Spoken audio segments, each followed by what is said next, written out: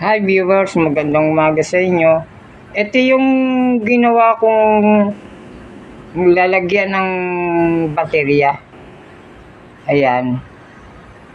Kabilaan yan eh. Yun o. Ayan. Kabilaan yung baterya na yan. Ayan.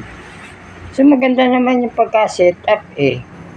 Dahil maluwag pa. Ayan o.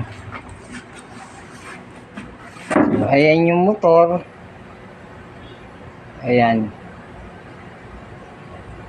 Okay naman ang pagka-set up. Ayan. Pero BMX lang to. Tingnan niyo na set up natin na maayos. Ayan. Yung nga lang mga viewers. Papalitan to ng motor eh. Kasi may tama yung shafting niya. Ano? Pudpud na. Kaya papalitan natin ng motor. So ganun lang ka-viewers. Kaya hindi ito mapatakbo. Dahil yun nga. Yung shafting ng motor na to may ano na. May kayod na. Kaya kumakarugkog. So ganun lang ka-viewers. Okay naman setup niya oh. Ayos lang. Ayan.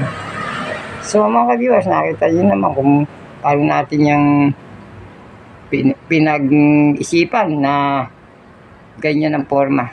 So, ganito na lang mga ka-viewers. Magandang umaga sa inyo. Salamat. Sana tuloy-tuloy yung pagsusubaybay nyo sa akin. At i-like nyo naman yung page ko.